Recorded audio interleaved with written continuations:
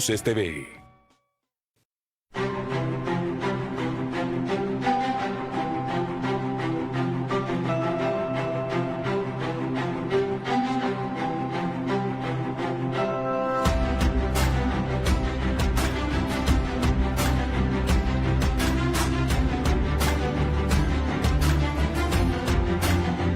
El primer canal de noticias del sureste mexicano.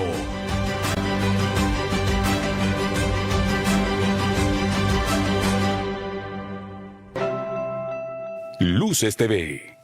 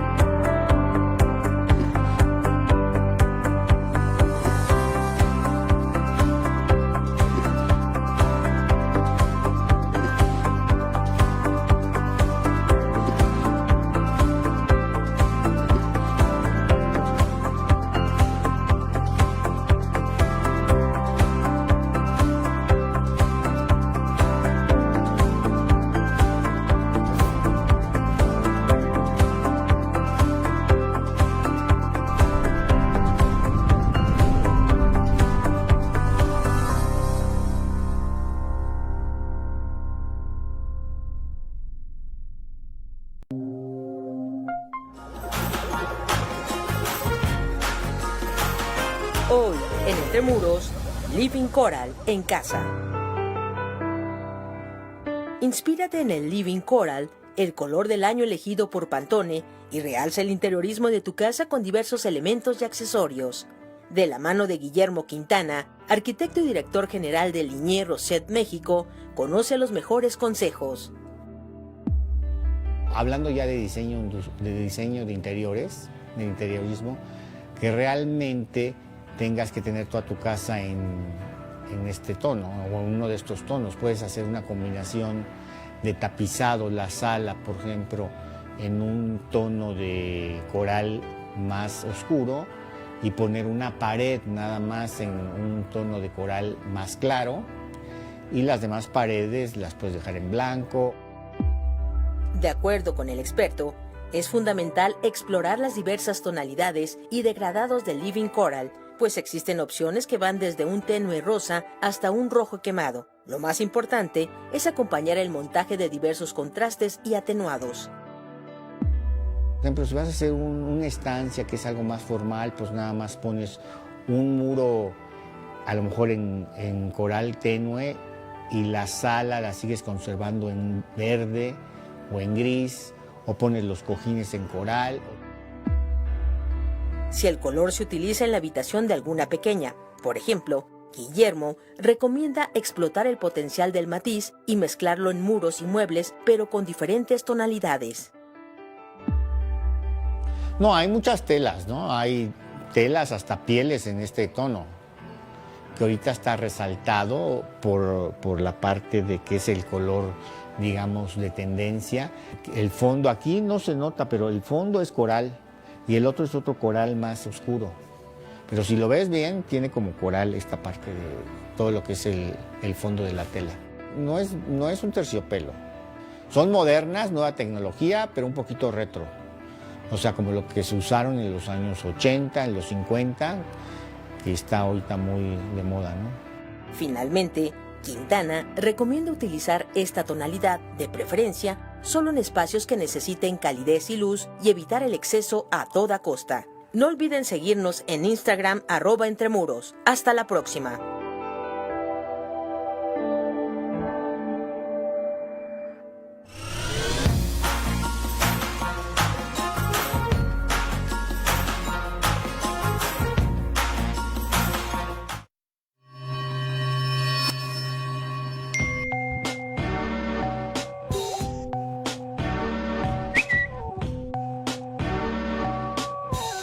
Luces TV.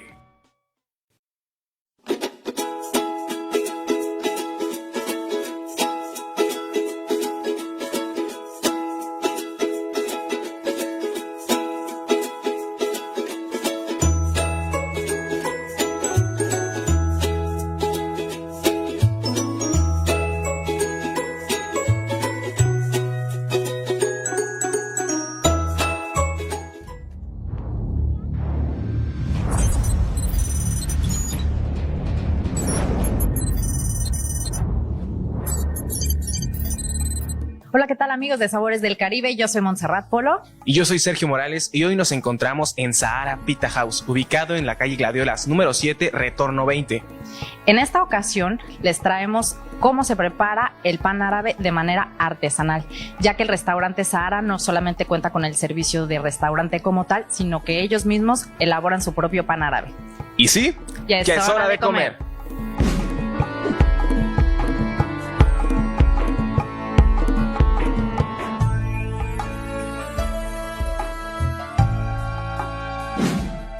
Soy Bob Shakush, soy encargado del pan árabe.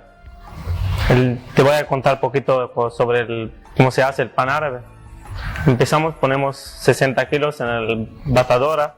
El pan árabe de nosotros es natural 100%.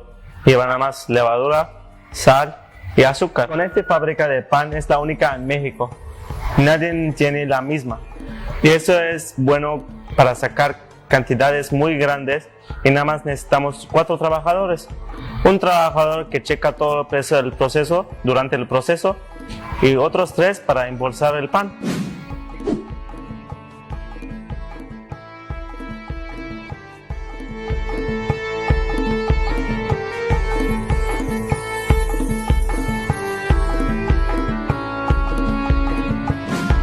Y después de ver el proceso de elaboración del pan árabe, los invitamos a que vengan al restaurante Sahara a probar este delicioso pan con la variedad de alimentos que tienen.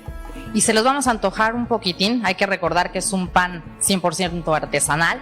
Hay quienes lo comen así, ponen su guisado adentro, se lo comen como un tacote. Hay quienes nos explicaban, lo abren y lo dividen y es como si fueran 2 tacos. Entonces, pues, buen provecho.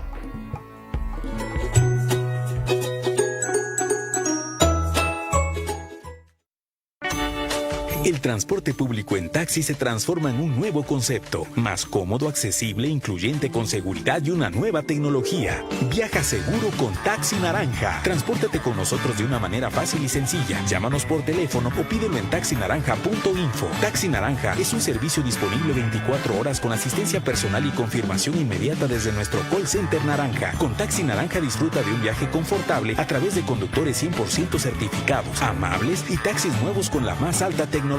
El Taxi Naranja cuenta con GPS y vigilancia con videocámaras 360, botón de alerta SOS en caso de emergencia y asistencia desde el centro de monitoreo. Además, todos los conductores son capacitados para brindar atención y especial asistencia a mujeres, niños, adultos mayores y personas con discapacidad. Con los servicios especiales de Taxi Naranja, hasta tu mascota viaja segura. Y lo mejor de todo, siempre notificamos el costo estimado de tu viaje para que aceptes el servicio. Podrás pagar con tarjeta de crédito, débito, prepago o solicitar pagos en efectivo.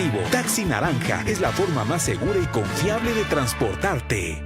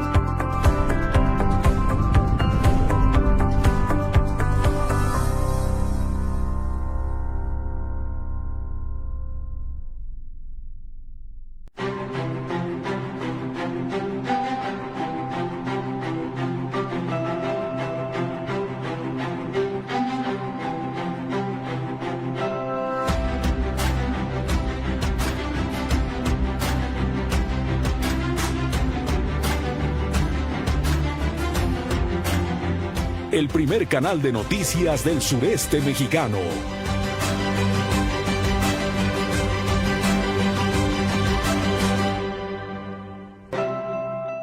Luces TV. Luces del siglo. 15 años de periodismo responsable. Un espacio donde la verdad y las noticias se unen para brindar toda la información que interesa.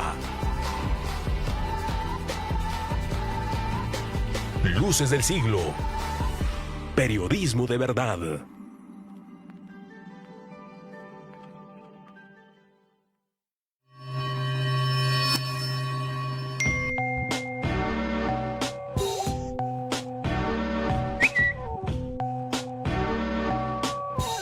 Luces TV.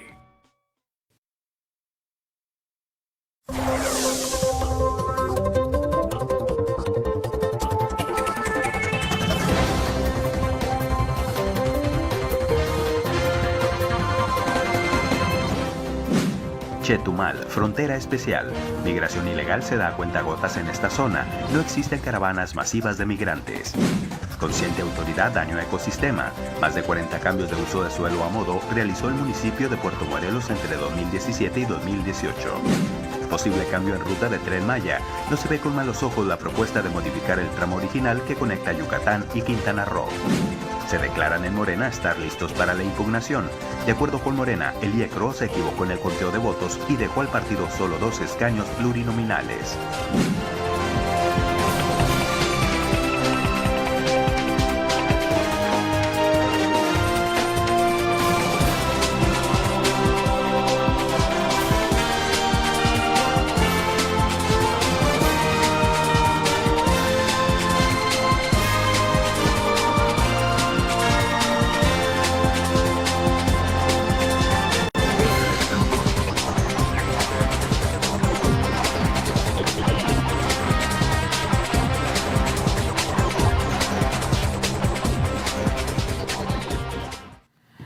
¿Qué tal, amigos? ¿Cómo están? Muy buenos días. Les saludamos en este jueves 13 de junio de 2019. Rodrigo, muy buenos días, Rodrigo. Buenos días, Normita. Buenos días a todo el auditorio desde este su programa La Mañana.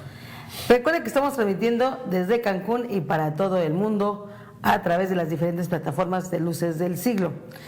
Pues iniciamos en este jueves ya casi mitad del mes, del sexto mes del año, que se nos está yendo este año como agua. Y amanecimos hoy en Cancún con agua también.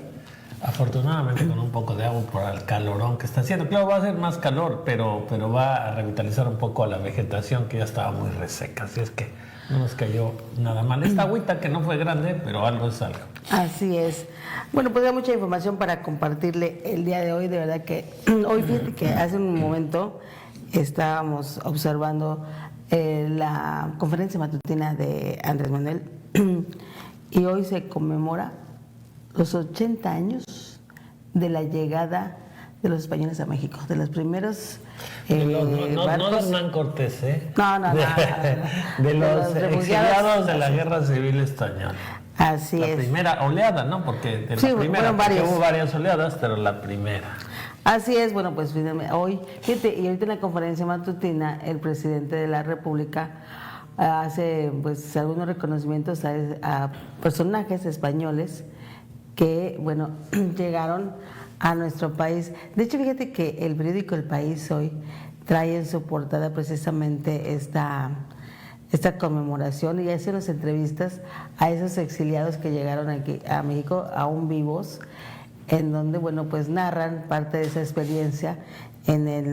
Hablaba aquí, por ejemplo, en el periódico El País del primer barco Sinaí, llamado Sinaí, en esta llegada de refugiados exiliados después de la guerra civil en ese momento, y quien le abre ahora sí que los recibe con los brazos abiertos en esa época, pues es precisamente el general Lázaro Cárdenas. Los recibe y los invita, de antemano los invitaron a venir, y hay que marcar una diferencia, Norma, porque cuando hablamos de veras de la llegada de los españoles, esta llegada de estos españoles refugiados de la Guerra Civil a México, nada que ver porque mentalmente puede haber alguna confusión con la llegada de los españoles en la conquista. No, eso es otro. Porque estos eran unos españoles, no, a lo que me refiero es la actitud. Eran precisamente refugiados, venían vapuleados, llegaron a trabajar, llegaron a integrarse a la sociedad mexicana en la mayoría de los casos. Y porque bueno, los que se atrevieron a salir de España en estos barcos fue gente muy valiente, porque ahorita le voy a contar una anécdota, pero llegaron a trabajar, a contribuir, Y yo me atrevería a decir que el México moderno no sería el mismo sin esta oleada de españoles, que como fueron muchos, contribuyeron de una manera decisiva a lo que el país fue en ese momento y es ahora. Y mire, aquí en Quintana Roo tenemos un ejemplo de uno de estos refugiados que desgraciadamente ya no está vivo. Pero ustedes se acordarán de ese restaurante Flamingo allá en Puerto Juárez. ¿Cómo no? Claro. Bueno, pues como cuando Cuba le envió a Estados Unidos a los Marielitos, ¿te acuerdas? Bueno, ¿quieres a los cubanos? Pues ahí te mando a todos los delincuentes, ¿no? Así es. Bueno, pues esto no, era gente de trabajo, gente emprendedora, gente que no se subyugaba precisamente a lo que estaba pasando en España y que definitivamente contribuyeron con mucho a este país. Pues aquel 13 de junio de 1939, que fue precisamente cuando llegó este primer barco de refugiados. Y fíjate qué tan solidaridad, de parte del gobierno mexicano, solidaridad hubo en ese momento, puesto que no solamente era la parte de gobierno, como que implementó el señor Lázaro Cárdenas en ese momento, sino que también había una coordinación. Y lo hablo en el tema del cine, por ejemplo. Ustedes recordarán aquellas grandes películas de Joaquín Pardavé, de esas de Joaquín Pardavé, de esas películas de árabes, sí, de los españoles, del hermano Jalí, ¿te acuerdas? Sí, del típico de la tienda de la esquina con su boina y su puro, ¿no? Ándale, porque eran parte de la sociedad mexicana ya. Por supuesto. Y bueno, el mensaje que daban precisamente esas películas. Los abarroteros, que se... Así es, los panaderos, los abarroteros, que eran la gente, como bien dices, de trabajo que llegó aquí en su país. Y que en esta comunicación de gobierno o el mensaje que querían transmitir a la gente, a la ciudadanía básicamente, era el de abrirle los brazos a esos ciudadanos refugiados y que los viéramos por igual.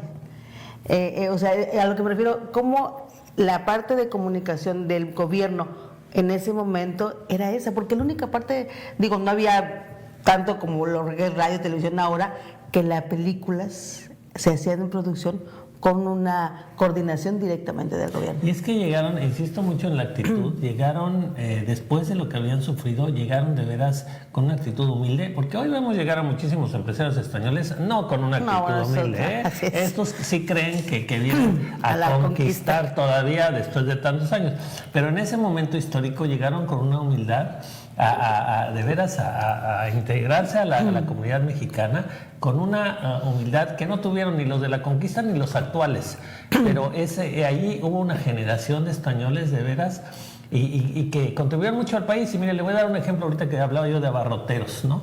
Llegaron a poner su tiendita, a trabajar duro, y un ejemplo de esto es, por ejemplo, el fundador de la Comercial Mexicana. El fundador de la Comercial Mexicana tenía una tiendita de abarrotes que fue creciendo el señor González, y fue creciendo, y mira lo que llegó a hacer la Comercial Mexicana, hasta que ya los juniors, bueno, pues la quebraron, ¿no? Siempre pasa eso, ¿no? La tercera generación, pues ya ellos ya no eran de trabajo, y pues la quebraron, ¿no? Y ya se lo tuvieron que vender a Soriana, que por cierto, bueno, ahí entramos a temas muy interesantes. Soriana creció como creció por corrupción y compadrazgo con políticos, pero esa es otra historia. Pero muchos españoles, el señor Pajés Yergo, tantos nombres que podríamos decir de gente que contribuyó y se amalgamó precisamente con la sociedad mexicana, gente de trabajo, y que bueno, yo no sé, no me acuerdo de un homenaje de esta envergadura en otros años, pero es que ahí entiendo que no sé si el padre o el abuelo de López Obrador fue uno de estos, precisamente, y entonces López Obrador le está dando, insisto, siempre se ha celebrado, sobre todo por la comunidad española en México, pero ahora reconocimiento ya tan formal de parte del presidente, yo no recuerdo de que lo hayan hecho en otros años. No sé si tenemos el audio de lo que dijo el presidente en estos momentos, para escuchar lo que dijo el presidente Andrés Manuel. Su rostro siniestro y que se ensaya en la Guerra Civil Española. Todos sabemos de esta lucha hay mucha historia, mucha literatura. Creo que un libro esencial para entender este proceso, porque fue al mismo tiempo una crónica, se hizo casi al mismo tiempo que se llevaban a cabo los enfrentamientos. Es el libro de Hemingway, ¿Por quién doblan las campanas? Es un libro que debe de ser de lectura obligada para todos los luchadores sociales en el mundo y desde luego para los investigadores y para los pacifistas. Pues ahí está parte del mensaje de lo que dijo en ese momento, hace unos momentos, el presidente Andrés Manuel López Obrador en este pues homenaje que hace con la conmemoración de la llegada de los españoles a nuestro país. Interesante sería saber el número total de inmigrantes españoles que llegaron en ese momento histórico de la Guerra Civil Española, porque definitivamente sí hubo una influencia. El país no sería diferente sin esa oleada, el país sería diferente sin esa oleada de inmigrantes en ese momento histórico. Pues mira, por ejemplo, el primer barco que llega, que es el Sinaí, hablaban precisamente hoy de que llegaron alrededor de 1.559 personas solo en ese barco. ¿Y cuántos barcos serían? ¿No? Sería interesante porque pienso, digo, algunos, yo lo puedo decir porque yo no soy descendiente de ninguno de estos inmigrantes.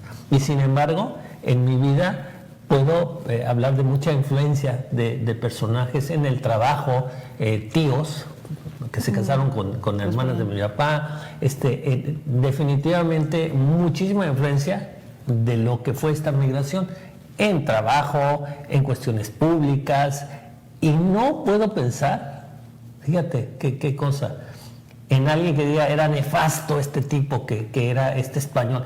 Todos los que yo me acuerdo de esta ola de migración, los originales por supuesto, gente de mucho trabajo, gente, el que sufre cambia, es gente valiente, porque si no hubieran sido valientes no se atreven a salir del país, gente valiente y de trabajo, y entonces llegaron a trabajar valientemente, y muchos hicieron fortuna trabajando. Que hay una diferencia muy grande en la fortuna trabajando que en la fortuna robada. Es que vienes de otro lugar a buscar una oportunidad y entonces valoras lo que... Vienes del infierno, venían del infierno, porque fue sumamente cruenta. Si usted tiene oportunidad de leer la historia de la Guerra Civil Española, fue una guerra cruentísima. Sí, hay historias... pues como lo que dice el presidente, muy duras. ¿Por qué no las campanas? Es el libro que escribió Hemingway, que es una crónica de lo que estaba sucediendo en ese momento en España. O sea, es de los mejores. Yo creo que en las escuelas de periodismo lo mejor que es para ser lo que es el ejemplo de una crónica es precisamente ese libro. ¿Por quién no las campanas? Pues ahí tiene usted. Bueno, déjame decirle que, pues platicando con... ya me que iba a comentar algo del tema de los españoles que decías ahorita.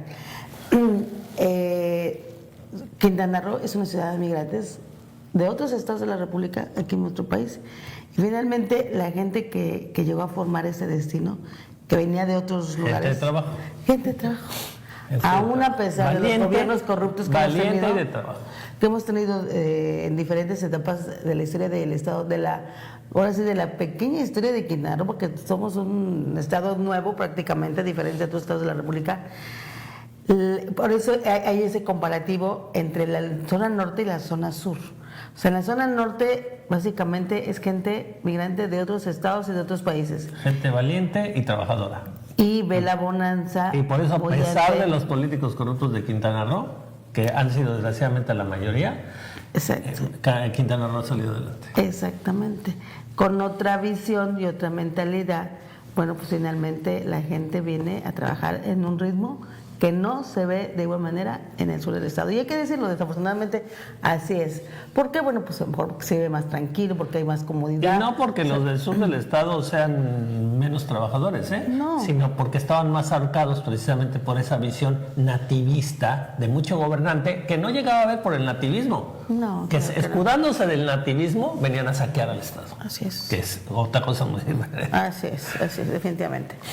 Pues bueno, vámonos con lo que publica hoy nuestro socio estratégico, que es el periódico Reforma, aquí en Quintana Roo, y lo que trae en su primera plana, Rodrigo. Pues el periódico Reforma, Corazón de México, un día como hoy, pero hace 120 años, nació el compositor mexicano Carlos Chávez, autor de Sinfonía India.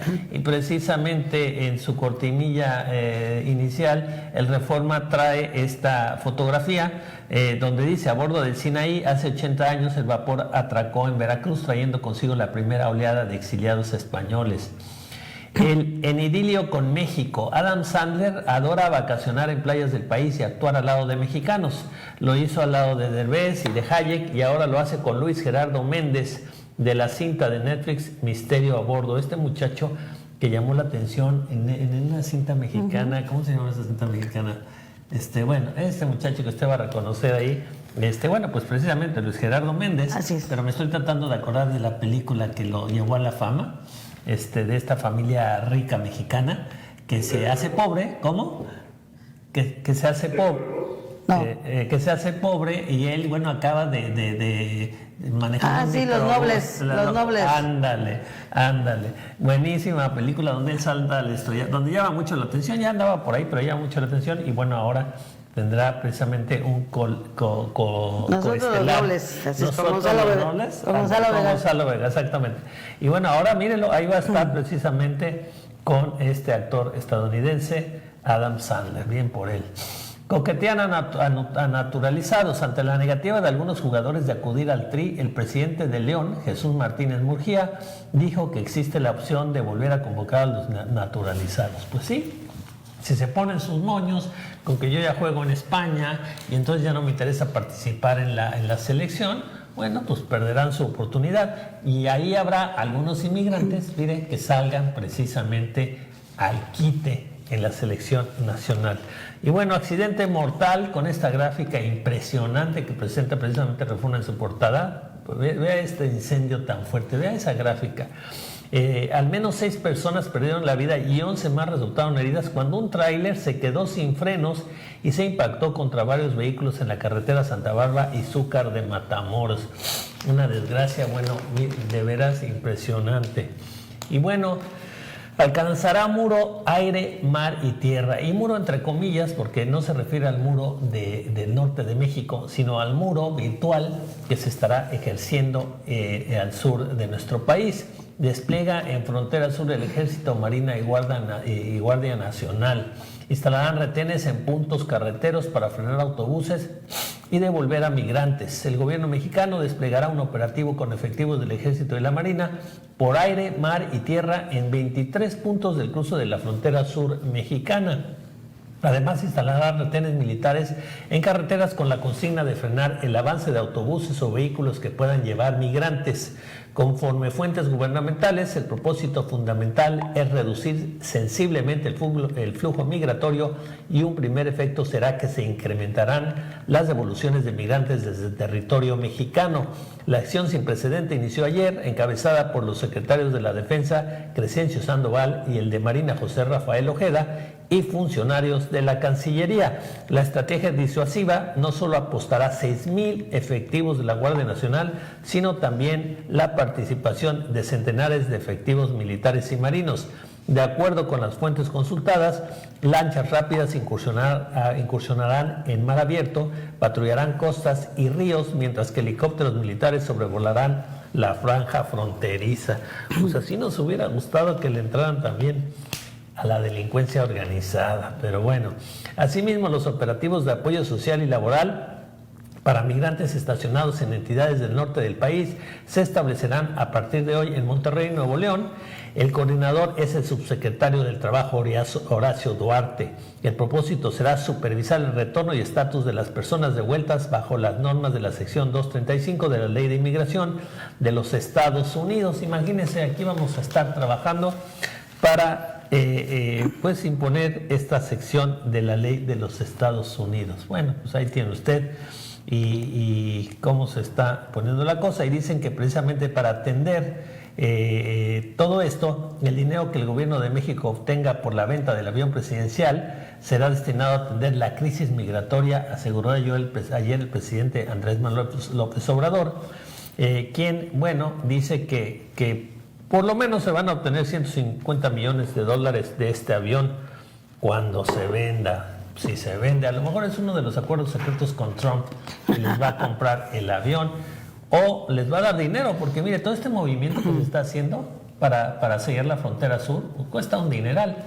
Es muy probable, ya lo verá, que Estados Unidos, bueno, les prometió apoyarlos con algo de dinero, porque ahí sí le meten los gringos. Pero bueno, ahí salió precisamente, se encontró en la Fonoteca Nacional una grabación con la voz que dicen que podría ser de Frida Kahlo.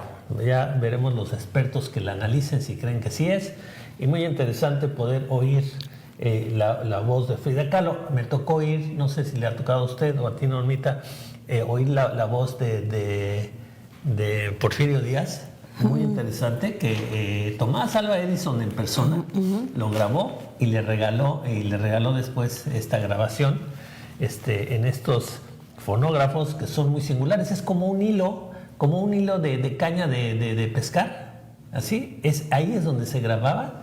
Y bueno, ahí la voz de Lázaro de Porfirio Díaz, y ahora, bueno, dicen que está ahí la voz de Frida Kahlo. Y bueno, ahora frenan Santa Lucía por seguridad. Un tribunal federal prohibió ayer al gobierno ejecutar obras para el Aeropuerto Internacional de Santa Lucía mientras no cuente con estudios de seguridad aeronáutica. Pues ahí tiene usted cómo se las están gastando.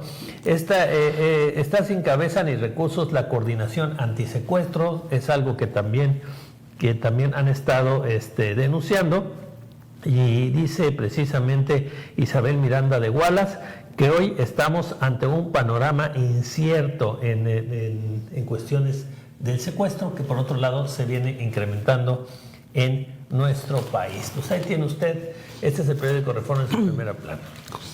Y lo que publica también hoy el Universal en su primera plana, pues es esta imagen donde chico Norberto llega a su tierra en Mioqui, Chihuahua, de Norberto, y bueno, pidiendo justicia con toda la manifestación que estaba presente a su llegada.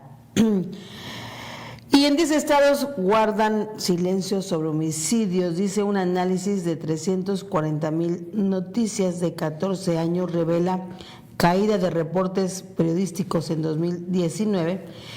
En Chihuahua, Nayarit y Baja California Sur con la menor información de asesinatos desde 2005. Y es que en 10 años el país bajó la proporción de noticias que los medios publicaron sobre homicidios cometidos durante 2019. De acuerdo con una investigación del periódico Universal en alianza con Google, se compararon todos los homicidios registrados por el INEGI, el Sistema Nacional de Seguridad Pública, entre 2005 y 2019, con una muestra de 132,000 noticias generadas en el país durante estos 14 años, filtradas a su vez con inteligencia artificial de una muestra original de 340,000 notas. O sea, bueno, en este registro se captaron 305,745 asesinatos fueron cometidos en el país entre enero de 2005 y el 30 de abril de 2019, de acuerdo con los registros que tiene el INEGI y el Sistema Nacional de Seguridad Pública. Por medio de un análisis del lenguaje de las noticias recabadas con el aprendizaje automático, se identificó a qué municipio de México correspondía cada texto. Al contrastar tasas de variación de notas periodísticas y de asesinatos, se halló que en el estado de Aguascalientes, Colima, Guerrero, Guanajuato, Michoacán, Nayarit, Puebla, Quintana Roo, Tamaulipas y Zacatecas dejaron de reportar en 2019 la misma proporción de homicidios que en los años previos. Sin embargo, el mayor problema histórico se encuentra en Chihuahua, Nayarit y Baja California Sur. En comparación con el resto de las entidades, estas tres son las que menos informan periodísticamente y generaron en relación con los homicidios que se cometieron en sus territorios. Esta conclusión se obtiene al sacar la tasa de silencio por estado durante los 14 años medidos, o sea, de 2005 a 2019. En cambio, en Yucatán, Michoacán y Puebla, en donde más noticias sobre asesinatos se han difundido en relación con el número de muertes. Efectivamente, sí hay que recordar algo, que aquí en el gobierno tanto de Félix González Cantó como de Roberto Borge no se, no se ajustaron o no se decían todos los homicidios que había o no reportaban al secretario ejecutivo del Sistema Nacional de Seguridad Pública, que es donde precisamente no era les para conviene, los... se hacen harakiri solos. ¿Cómo voy a reportar que a mi estado lo tengo tan mal? Entonces pues no reportaban y seguía creciendo aquello, y bueno, estamos en lo que ya sabemos que estamos. Así es. Bueno, pues esto es lo que trae la Universidad de Primera Plana, y dice: por ajustes de cuentas matan a 266 en 6 meses en la Ciudad de México. Bueno, pues sí, esta nota que pues recorrió todos los noticieros del país en cuestión de este chico Norberto, este chico de Chihuahua, bueno, pues es uno de tantos que existen en nuestro país, que esto es una realidad, tantas extorsiones que se dieron dando, y no es porque no hubiera, simplemente no se registraban. Y bueno, otra nota que publica aquí Universal dice: Muñoz Ledo, la guardia está de muro en Chiapas. El presidente de la Cámara de Diputados, Porfirio Muñoz Ledo, dijo que la Guardia Nacional fue creada para combatir al crimen, no para combatir migrantes. En lo que va del año, México ha recibido en la frontera norte a 11,000 centroamericanos que esperan respuesta de asilo de Estados Unidos. En la imagen de los indocumentados que cruzan precisamente en el río Bravo. Pues aquí vemos esta foto donde, bueno, ven a los niños cargando en hombros, bueno, a punto de cruzar precisamente el río Bravo. Y AMLO dará juego a la iniciativa privada en producción de petróleo. Dice que Petróleos Mexicanos ofertará entre empresas privadas contratos de servicios para perforación y desarrollo de 148 nuevos campos petroleros entre 2020 y 2024, con el fin de elevar 36% la producción de crudo hacia finales del gobierno de Andrés Manuel López Obrador. Esto es parte del plan de negocios 2019-2024 que Pemex presentará en próximos días, y con el que busca mejorar sus resultados operativos luego de que la semana pasada fue castigada por las calificadoras. Los cálculos de la petrolera prevén una derrama de inversión por los contratos de 804,000 millones de pesos durante el periodo. Se espera que para 2024 estos nuevos campos aporten 1,151,000 barriles diarios a la producción y 47,000 empleos anuales en el sector. Pues esto es lo que hoy publica el periódico El Universal en su primera plana. Bueno, y el periódico Excelsior en su primera plana, el periódico de la vida nacional, refugiarán a más con menos dinero. Comisión Mexicana de Ayuda a Refugiados dice esto. Hay voz atribuida a Frida Kahlo, lo que ya le mencionábamos allá en la Fonoteca Nacional, que presentó una grabación hecha en 1953 o 54 que describe a Diego Rivera con una voz dulce, que podría ser de la famosa pintora mexicana. Es así que fue fiel, ¿no? Seguía hablando dulce de él, que él lo que no le hizo a la pobre Frida, y mire, la fortalecía, la hizo más grande. Polemizan por plagio de Carolina Herrera. La Secretaría de Cultura pidió a la firma explicar el uso de diseños indígenas, a lo que respondió que es un homenaje para los artesanos. Bueno, pues que les mande parte de las ganancias, ¿no? Pues sí. Ya que es un homenaje. Y bueno, mega obra contra lluvias estará lista para operar. El túnel Emisor Oriente, la obra para drenaje más larga del mundo, tiene 98% de avance, por lo que se calcula que entrará en operación esta temporada de lluvias. Y hay una gráfica precisamente de este túnel, que efectivamente es una mega obra, imagínense, la más grande del mundo. Y sin embargo, cuando usted, los que tuvimos la oportunidad alguna vez de visitar el drenaje profundo de la Ciudad de México, el original que hizo precisamente Porfirio Díaz, pues mire, se ve tan impresionante como esta fotografía, obvio no de largo que tiene pero no había la tecnología que hay ahora, ¿no? Y cómo lo hicieron a base de lomo de ser humano, y bueno, cómo lo fueron adoquinando, porque tenía sus adoquines, sus como ladrillitos así para... Una cosa impresionante de la infraestructura que se construyó en el gobierno en todo el país, las vías ferroviarias, en fin. Sí, impresionante ver ese drenaje profundo de la Ciudad de México que se hizo en esa época, a principios de siglo, sin la tecnología que hay ahora. Así es que bien que ahora ya esto se renueva. Se ha estado renovando, por supuesto. 5 alcaldías concentran plagios. Esto sigue siendo un tema triste, pero que se está dando. Y el avión financiará plan migratorio, se refiere a la venta del avión presidencial que ya le mencionábamos. Y exponen tesoro nacarado. Por primera vez el Museo del Templo Mayor mostrará prendas hechas con concha nácar, usadas de forma ritual durante la época de Moctezuma I y Azcayatl. Imagínese usted qué belleza, y que esté ahí todavía esto preservado. A la baja la exportación de tomates. En Venezuela buscan abrir petróleo a iniciativa privada. Los hackers son la mayor preocupación de Bancico y de los cuentavientes, porque hackean las cuentas de los bancos y a uno le dicen, pues con la pena alguien hackeó tu cuenta, ¿no? Cuando en verdad el banco se debería ser responsable, pero bueno.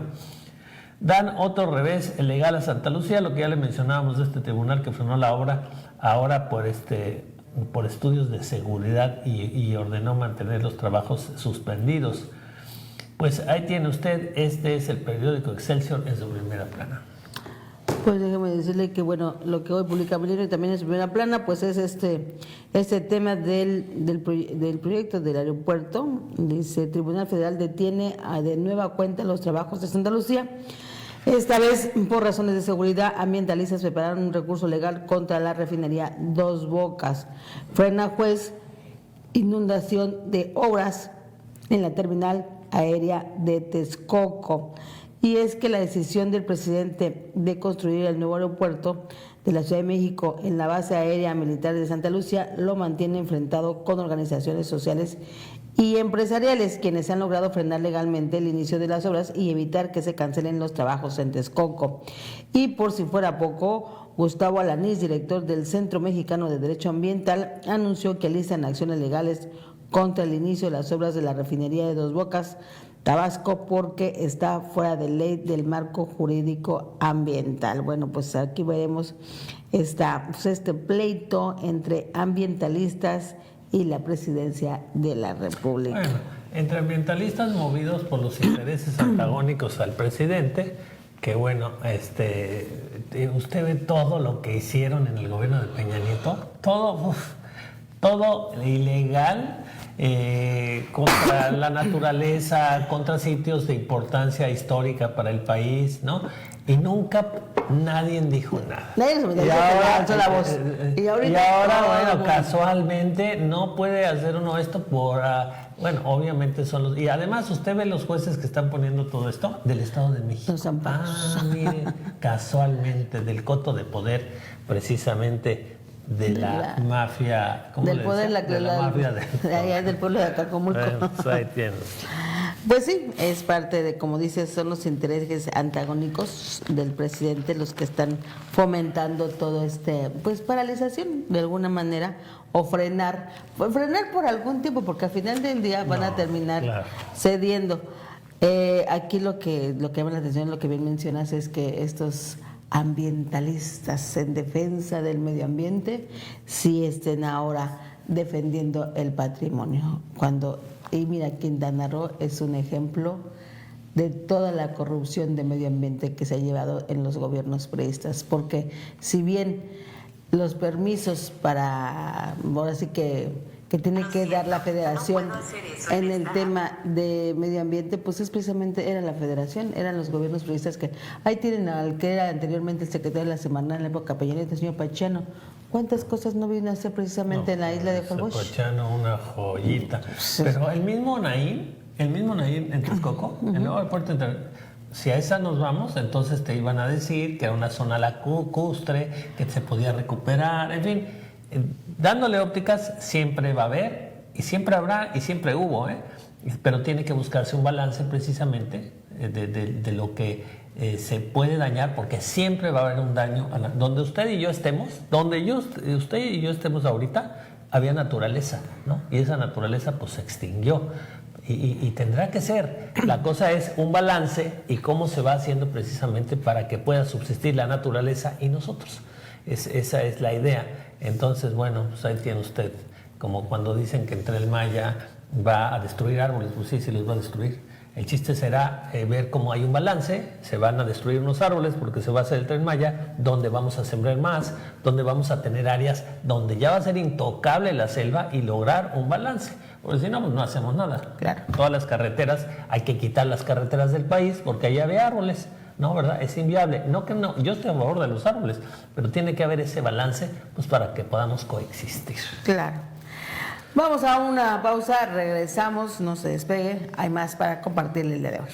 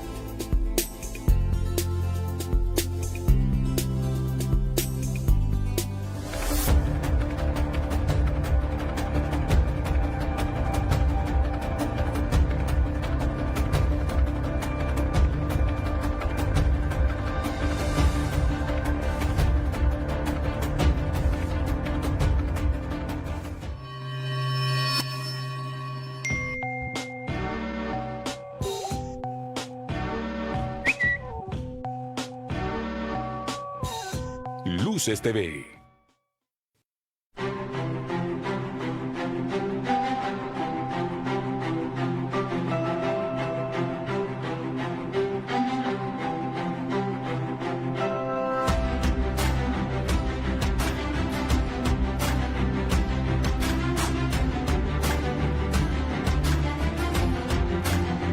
El primer canal de noticias del sureste mexicano.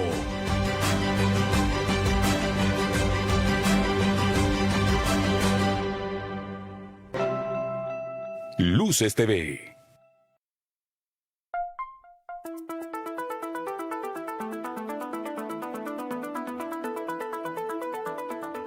En un encuentro inédito, Marcel Duchamp y Jeff Koons, dos referentes ineludibles del arte de su tiempo, se miran frente a frente. En esta visita guiada por el Museo Jumex, nos acompaña... Mi nombre es Marimilia Fernández y soy asistente curatorial de la muestra. Polémicos, influyentes e iconoclastas, el pionero del ready-made y el astro del arte contemporáneo revelan sus obsesiones comunes. Esta es la primera vez que se puede visitar en un solo espacio, en un mismo museo, la obra de Jeff Koons y Marcel Duchamp. A pesar de que ambos han sido artistas muy importantes, de los más influyentes del siglo XX, esta es la primera vez que los vemos en un mismo espacio dialogando. En esta conversación, Koons se muestra como algo más que el heredero de Duchamp. Cómo ha tenido una influencia muy importante en su trabajo. Ambos han logrado reflexionar acerca de cómo los objetos, los productos, las mercancías, nos hacen pensar acerca de nuestra identidad y de cómo nos relacionamos con el mundo que nos rodea. En un espacio de la galería que el curador Massimiliano Ghioni apodó la Catedral de los Ready-Mades, se encuentra una serie de reconstrucciones de las más célebres piezas de Duchamp. Es la rueda de bicicleta y se considera el primer ready-made de Marcel Duchamp, y dice que simplemente colocó esta rueda de bicicleta sobre un taburete en su estudio. Lo que es muy interesante es que todos los ready-mades que vemos hoy en día son en realidad réplicas autorizadas que hizo el mismo Duchamp en 1964 de la mano de un galerista italiano, Arturo Schwarz. De Koons también se ha traído una de sus piezas más conocidas, el icónico Balloon Dog, una celebración del espectador de arte común y corriente. No es un accidente que Jeff Koons escoja justamente piezas que nos hacen pensar en nuestra infancia o con las cuales tengamos recuerdos íntimos asociados con ellas, porque la idea es que una vez que nos veamos reflejados en esa superficie, seamos capaces de traer con nosotros esos recuerdos y de sentir esta misma aceptación de la cual él hablaba. Pocos días antes de la apertura de la muestra, Koons volvió a batir su récord al vender una pieza de la serie Rabbit en $91 millones, lo que le regresó su corona como el artista vivo más caro del mundo. La exposición intenta pensar en Koons no solo como un artista inserto en el mercado, donde claro que se manejan figuras estratosféricas, pero entenderlo desde un lugar más enfocado dentro de la historia del arte y sobre todo pensar sus obras como críticas o simplemente como reflexiones a la cultura de consumo actual.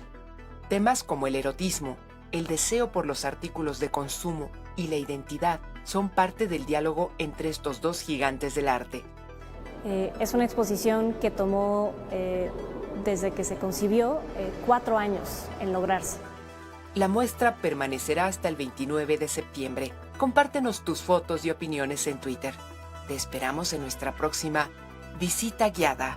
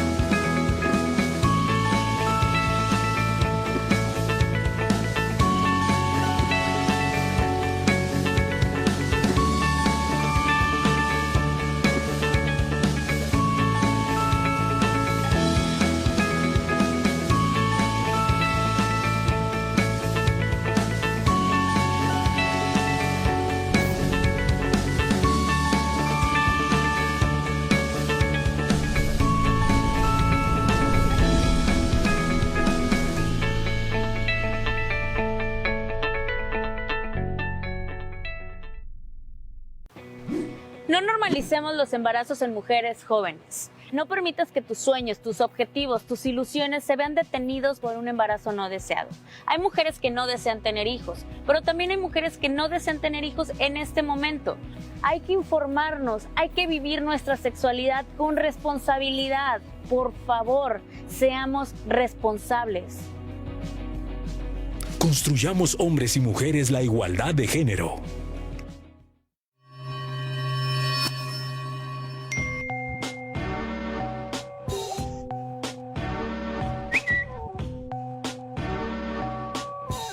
Luces TV.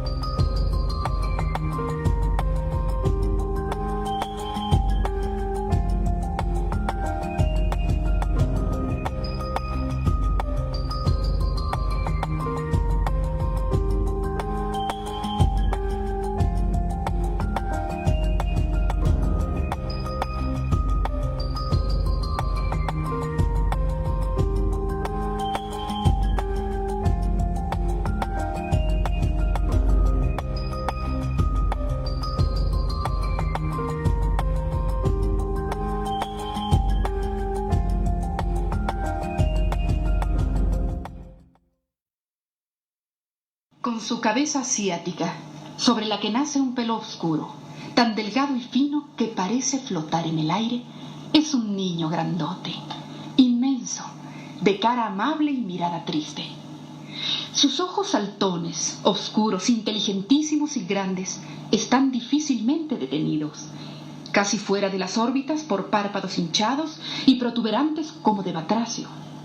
sirven para que su mirada abarque un campo visual mucho más amplio, como si estuvieran construidos especialmente para un pintor de espacios y multitudes.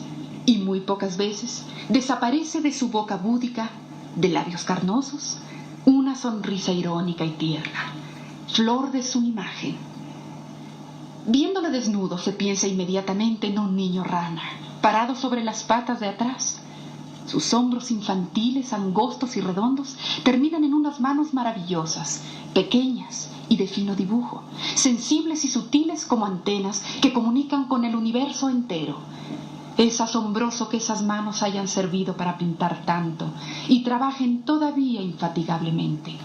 Y con una conmovedora ternura culmina este relato diciendo: Su forma es la de un monstruo entrañable al cual la abuela, antigua ocultadora, la materia necesaria y eterna, la mujer entre todas ellas, yo, quisiera siempre tenerlo en brazos como a un niño recién nacido.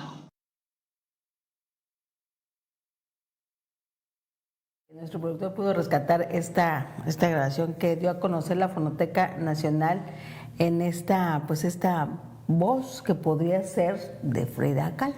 Pues no, y es que no solo es que está relatándolo, sino relata cosas íntimas, ¿no? Uh-huh. Relata, pues, alguien que tendría que ser su pareja.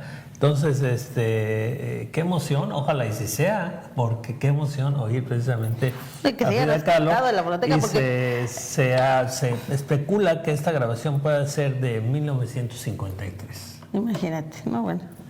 Interesante, realmente interesante. Imagínate, entonces lo que es la Cineteca Nacional y la Fonoteca allá en la Ciudad de México, o sea, ir a echarnos un clavado allá con todos los archivos que hay. Y mira, se oye muy claro la voz, pero pues claro, es de 1953, y ya insisto, ya hemos oído la voz de ¿quién decía yo? Ya hemos oído grabaciones de Porfirio Díaz precisamente de 1908, 1907, pues ya para 1953, por eso ya se oye con esa nitidez. Claro. Y muy interesante de veras que se confirmara que es la voz de Frida Kahlo, que ya no es solo un personaje nacional, no, es un personaje internacional. Frida Kahlo es más conocida en el mundo que algunos de nuestros héroes nacionales, ¿no? Benito Juárez en el mundo no saben ni quién es. Emiliano Zapata en el mundo no saben quién es. De las Américas. Si tú le preguntas a cualquier americano, ¿sabes quién es Benito Juárez? No sabe. Bueno, no. Si le dices quién es Frida Kahlo, sí sabe. Eso sí. Entonces ya es una figura de talla internacional, folclórica, que se ha logrado, bueno, de veras, es mucho más conocida que muchos héroes nacionales. Totalmente. Es más, tú pregunta a un americano, ¿tú sabes quién es Peña Nieto? Afortunadamente se va a salvar, no va a saber quién es, pero sí va a saber quién es Frida Kahlo. Sí, es cierto. Increíble, ¿no? Es cierto. Pero hablabas de héroes nacionales y Enrique Peña Nieto no es No, por eso digo que afortunadamente no saben quién es, ¿no? Digo, porque guacala, ¿quién quiere saber quién es Peña Nieto? Así es. Pues vámonos con lo que publica hoy Luces del Siglo en su primera plana. Déjeme decirle que, bueno, hablando de todo el tema migratorio, bueno, pues Chetumal, que es obviamente es una ciudad fronteriza de aquí, de nuestro estado de Quintana Roo, pues no representa, ¿verdad?, un problema con el tema migratorio. Vamos a ver de qué se trata.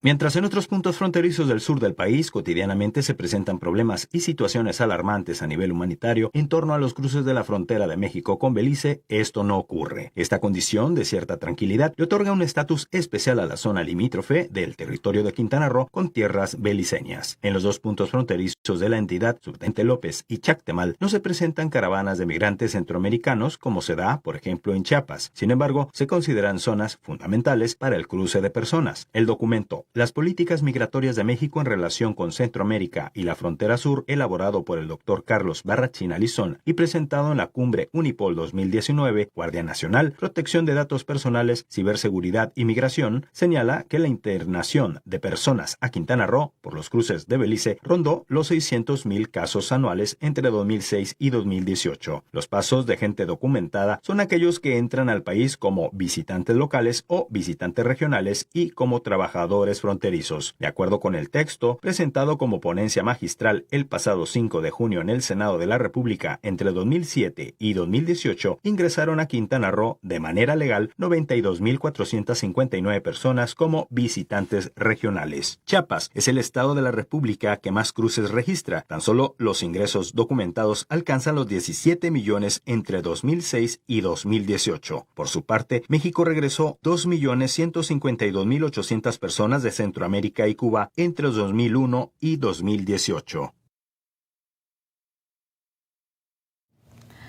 Pues ahí está el parte de los registros que se tienen en esta visita o llegada de gente que cruza la frontera, porque no solamente son migrantes, ¿no? Y bueno, pues tiene su lógica, ¿no? Sí, los principales que vienen son los salvadoreños, hondureños, nicaragüenses, guatemaltecos, obviamente, que están ahí juntito, y se tendrían que desviar para venir a entrar por esta frontera, ¿no? Y los beliceños, pues ellos también, ellos no quieren venir. La verdad es que Belice... Solo cruzan para hacer compras y se hacer compras, pero está bien. Belice, pues no sé, Belice es un país diferente en Centroamérica. Sí, pues bueno, por su origen, ¿no? No es un nivel de altos estándares de nivel de vida, pero al mismo tiempo tiene su nivel muy parejo y la gente está contenta, no se quiere salir, no son muchos, entonces viven bien. Desgraciadamente últimamente también se ha empezado a desatar un poco el crimen organizado allá, pero está peor acá, entonces le tienen más miedo a cruzar a México que a quedarse en su país. Entonces, bueno, pues ellos con que los dejen venir a comprar. Fíjate, exactamente, porque ellos cruzan para hacer sus compras. Y al doctor, si acaso. Así es, porque bueno, pues obviamente en Chetumal ya hay más centros comerciales, hay Sams, o sea, hay otro tipo de tiendas de estas de autoservicio. Pero fíjate, una vez llamando la atención, nos platicaba la gente de Chetumal, ¿sabes a qué vienen? Y además lo ves porque pues, en los camiones que cruzan la frontera, les gusta el pollo brujo. En Chetumal hay una cadena de pollo asado que se llama Pollo Brujo. Y bueno, vienen a comprar pollo brujo. Vienen de compras y les hace ilusión. Vamos de compras a Chetumal y a comer pollo brujo y nos traemos otros 3 para la semana. Ándale, ¿no? Fíjate que cada quien sus porque gustos. Porque es pollo asado al carbón, o sea, una relación pues de muchos años, precisamente de las comunidades beliceñas, con la comunidad chetumaleña, y cada quien en su lado, aunque algunos se han quedado, ¿no? Y ahí está, bueno, pues Hendrix viene de familia beliceña. No, hondureña, ellos son hondureños. Son hondureños, sí, pero estaban en Belice, ya de Belice ya cruzaron acá, tenían raíces, pero estuvieron en Belice.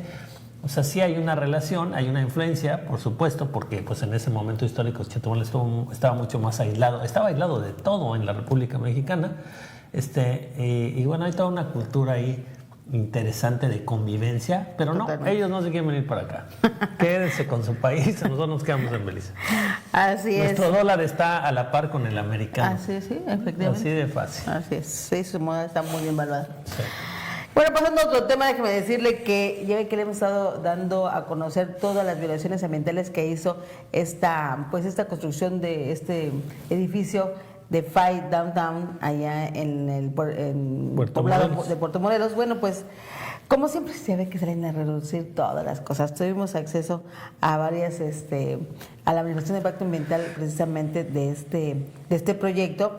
Y bueno, encontramos que más de 40 cambios de uso de suelo a modo realizó el municipio de Puerto Morelos desde 2017 a 2018 para darle precisamente y permitirle el desarrollo inmobiliario. Más de 40 cambios de uso de suelos que de acomo, porque bueno, sabemos de que amodo y de acomo. No, sabemos que no se dieron a Amado porque sí, ¿verdad? De acomo le dieron a las autoridades. Vamos a ver la nota. Más de 40 cambios de uso de suelo a modo realizó el municipio de Puerto Morelos entre 2017 y 2018 para permitir la proliferación de desarrollos inmobiliarios sin que exista infraestructura necesaria para garantizar sustentabilidad y protección a los ecosistemas. Uno de los dictámenes que aprobó el Cabildo número MPM MSDUE DGDU DNIU 03-2018 permitió validar la legalidad del complejo inmobiliario de lujo The Five Downtown Puerto Morelos, cuyo predio pasó de ser uso habitacional comercial de densidad media a espacio turístico hotelero medio, que se formalizó con su publicación en el Periódico Oficial del Estado el 29 de agosto pasado. Al amparo de estas modificaciones, el proyecto de construcción se edifica un terreno de más de 3,000 metros cuadrados de superficie que colinda con el área natural protegida Arrecife de Puerto Morelos, el cual ganó densidad de 160 a 410 habitantes y de 40 a 331 viviendas por hectárea, con una altura que pasó de 4 a 7 niveles, pero que también redujo la cantidad de cajones de estacionamiento obligatorios a 30 espacios. Un análisis del Centro Mexicano de Derecho Ambiental reveló que la obra impactará el ecosistema terrestre y marino del Parque Nacional Arrecife Puerto Morelos, además que pondrá en riesgo a especies protegidas, entre ellas 6 organismos vegetales, 3 coralinos y 3 de tortugas. The Fives Downtown Puerto Morelos ocupa un lote de 44 metros de frente por 71 de fondo, en el que se contempla la construcción y operación de 2 cuerpos de edificios de 7 niveles con altura de 22 metros, donde habrá 5 tipos de condominios diferentes, 5 en el primer piso, 13 por cada uno de los niveles, 2 y 4, otros 12 en el quinto y 11 en el sexto. El complejo tendrá un patio central, área de recepción, 2 escaleras, 3 elevadores, gimnasio, spa y 2 duchas biotérmicas. Además, el área de relajación, 2 cabinas para masaje, jardines y 2 locales comerciales. Y es que todo se puede hacer, Norma. Un edificio, qué bien que lo hagan. Pero, y si todo fue con la ley, pues qué bueno que lo hagan. Pero empieza uno a rascarle, y casualmente hubo ahí cambios de uso de suelo. O sea, no estaba previsto que esto estuviera ahí, pero se hacen los cambios de uso de suelo, entra la corrupción y entonces sí se puede hacer. Ese es el problema. Si algo está estudiado que sí puede hacer, pues no porque a alguien no le guste no se va a hacer. Pues qué lástima que no le guste, qué pena, se va a hacer. El problema es, no se podía, empieza la corrupción, empiezan los cambios de uso de suelo a modo y ahora ya se puede. ¿Por qué? Porque hay dinero detrás y llegan a billetazos. Qué pena oír luego a inversionistas extranjeros decir, en México se puede todo. Así es. Nada más depende a quién le des el dinero. Eso es una pena y algo que tenemos que cambiar. No, y además, en estos casos, siempre se dejan huella. Porque el tema es ese, o sea, como hay registros, en este caso, por ejemplo, en la manifestación de impacto ambiental, se hizo, en su momento, se resaltó incluso parte de toda la ficha técnica que ellos mismos dejaron para la autorización, obviamente, y se le dieron comentarios y observaciones de esta manifestación. Y como la autoridad municipal, pues no las vio.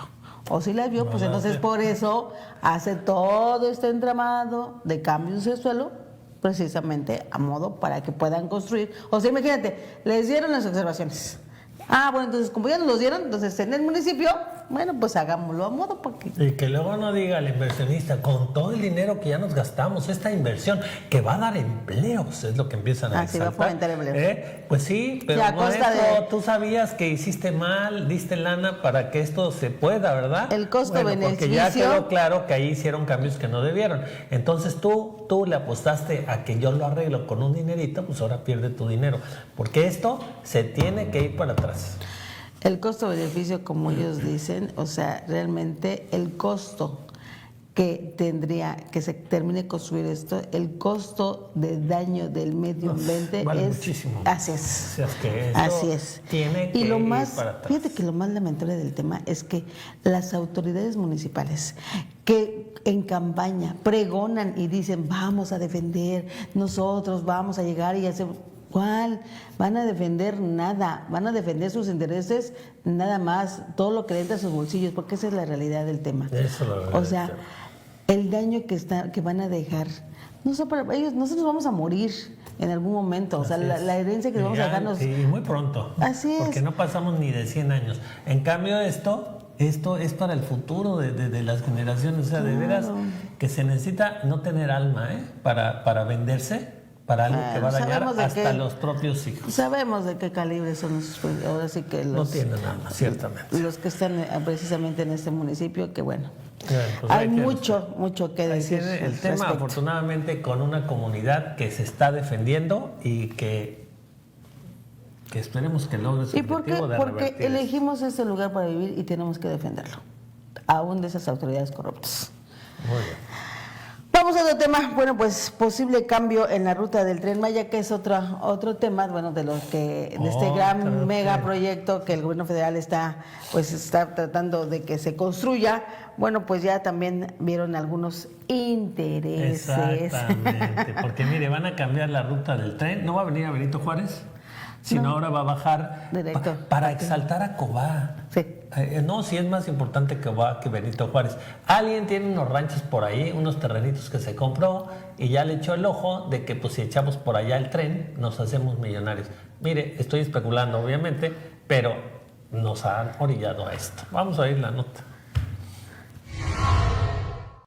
En un análisis preliminar, la Agencia de Proyectos Estratégicos del Gobierno del Estado de Quintana Roo no ve con malos ojos la propuesta de modificar el tramo original del Tren Maya que conectaría los estados de Yucatán y Quintana Roo al partir desde Valladolid para llegar a Tulum. Sin embargo, se requieren estudios más amplios que respalden su viabilidad. Eduardo Ortiz Jasso, director de la dependencia, confirmó que no es un dictamen definitivo, pero que sí se ha considerado. Además, favorecería la reactivación de la zona arqueológica de Cobá, la cual, a su parecer, había sido muy alejada de la obra. El funcionario especificó los puntos a considerar para materializar el posible cambio. Si bien económicamente generaría un ahorro, se deberán reevaluar el costo-beneficio del cambio de ruta, así como la cantidad de invertir y el impacto generado en la zona, ya que el nuevo trazo pasaría por el centro de Quintana Roo. Comentó que no fue el Fondo Nacional de Fomento al Turismo quien elaboró dicha adecuación, sino que fue un despacho de consultoría contratado de forma externa, el cual únicamente vislumbró los beneficios económicos al cambiar el trazado original. En el hipotético caso de que llegara a cambiarse el trazo, Ortiz Jasso aseguró la permanencia del tramo que va de Cancún a Tulum, por lo que habría un transbordo necesario al existir una segunda vía. Como se dijo en días anteriores,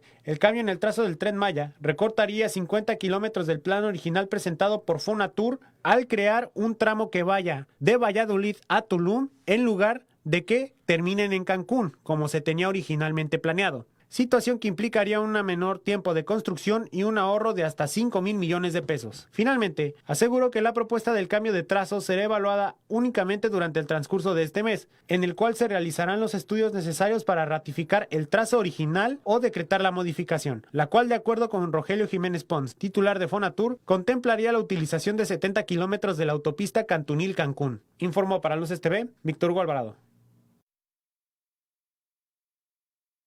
Pues ahí está. Obviamente, lo que pretende. Mucha miopía, y más que miopía, muchos intereses. Imagínense usted, dejar fuera a Valladolid y a Benito Juárez en esa conexión importantísima, que es la vía más usada, ¿eh? Sí. Terrestremente, hablando de comunicaciones terrestres, de Cancún a Mérida, pasando por Valladolid, imagínense todo lo que transita. Yo no veo el mismo tránsito de Mérida vía Cobá hacia Playa del Carmen, ¿verdad? Entonces, obviamente ahí hay intereses. Tú no los ves, pero bueno. Hay intereses ahí metidos, pero nos vamos a ahorrar un dinerito. No, pues si no hacemos el tren nos ahorramos más dinero, ¿eh? O sea, no se trataba de eso. Habrá que ir a hacer esa investigación de por dónde pasaría exactamente esa ¿quién tiene ahí pequeña desviación? Sí, esa desviacioncita. Bueno, vamos a una pausa, regresamos. No se despegue porque sabe que tenemos una información muy importante que le vamos a compartir dentro de unos momentos para plazas que se están solicitando aquí en la Fiscalía General del Estado de Quintana Roo. Regresamos.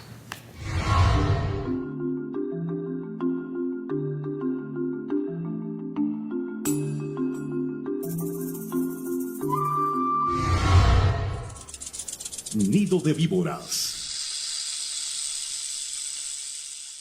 La disculpa pública hecha por el Ayuntamiento de Benito Juárez a favor del periodista Luciano Antonio Núñez, a partir de una recomendación de la Comisión de Derechos Humanos del Estado, es una señal prometedora para un gremio, el periodístico, que en administraciones anteriores, como Betito Borge comprenderá, tenía que andarse cuidando las espaldas. En este caso, la amonestación fue municipal, no estatal, y se circunscribe a una persona y no al gobierno en su conjunto. En específico, la disculpa procede porque al pastor enchilado Gregorio Sánchez se le fue la lengua en un pleito legal con el reportero y lo amenazó con meterlo a la cárcel. De hecho, el conflicto de origen ni siquiera tiene que ver con Cancún directamente, sino que fue por una presunta cuestión de plagio. Según el periodista, Gregorio le hizo copy-paste a unos párrafos de un libro suyo y los utilizó en otro firmado con el nombre del ex candidato a diputado, a quien no le hizo tantita gracia que lo tacharan de copión y por eso habría intentado hacer sentir su peso como figura pública. Así que aparte de perder la elección, ahora la autoridad tiene que andarse disculpando por exabruptos suyos. ¿Y con esa calidad regaña a la gente por no haber votado por él? La alcaldesa Mara Lezama dijo que ya comenzaron los estudios para elaborar un plan de renovación para el centro de Cancún, con el fin de rescatar su imagen urbana y reactivar su deprimida actividad comercial. Se trata del enésimo plan de rescate y reactivación que se aplica para el centro de la ciudad, que ha visto modificar su traza original varias ocasiones con un mismo objetivo: devolverle el esplendor de tiempos pasados. La manita de gato está bien, siempre es necesario darle mantenimiento a la casa donde uno vive. Pero Kukulcán duda mucho que la zona recupere brillo a base de renovaciones, cuando el asunto de fondo tiene que ver más con inercias sociales y demográficas, ya que por más bonitas que dejen las calles del centro, las personas no acudirán a menos que estén motivadas a ir. En ese sentido, conviene echarle ojito a un buen ejemplo de reactivación exitosa aquí mismo en Cancún y justamente en el centro, la llamada Ruta Nader, que ha logrado dar vida económica, artística y social a la Supermanzana 3, atrasito del ayuntamiento. No dudamos de las buenas intenciones de la autoridad municipal, pero cruzamos dedos porque no se trate de otro programa de relaciones públicas y obras de relumbrón que solo consumen presupuesto y nada más. El año pasado, el presidente francés Emmanuel Macron y el copete vengador plantaron un árbol en los jardines de la Casa Blanca como señal de amistad entre Francia y Estados Unidos. Hace unos días se dio a conocer que el arbolito se secó. Según sus cuidadores, fue porque no resistió el estrés de la cuarentena a que fue sometido como parte del protocolo gringo para todas las especies vegetales que entran a su territorio. Pero lo más probable, a decir de muchos, es que Trump tiene mala mano y su toque mata lo que toca. Sin importar la causa, la similitud del árbol seco con las cada vez más deterioradas y frías relaciones entre ambos presidentes no parece casualidad.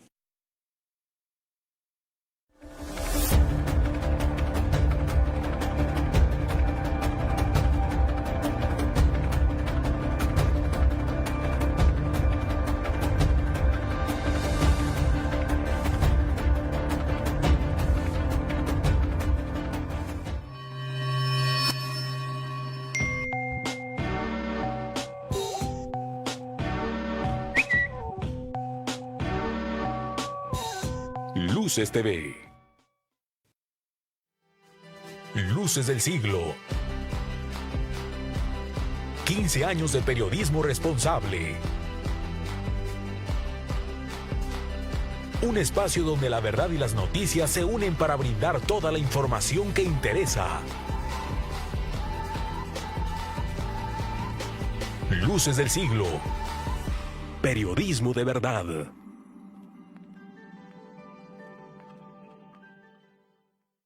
Sí, los hombres y las mujeres tenemos los mismos derechos. Pero para ser honestos, en la realidad todavía se nos ve como desiguales, presionadas a hacer labores domésticas como si fuera solo nuestra obligación.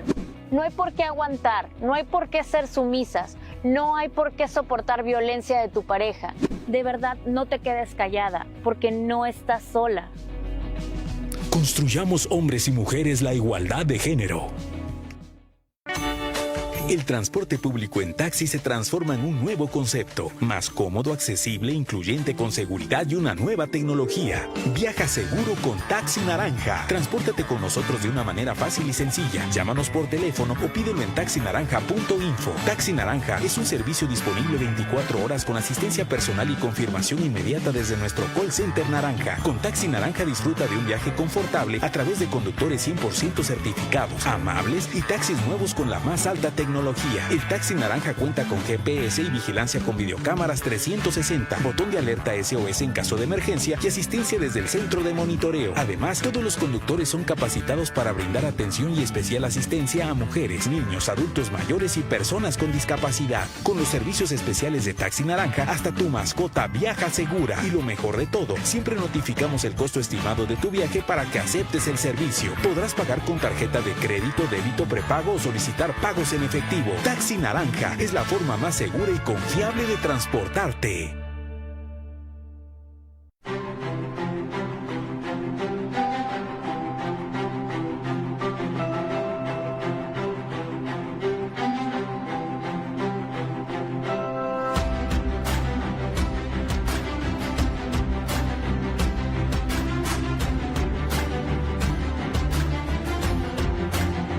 El primer canal de noticias del sureste mexicano.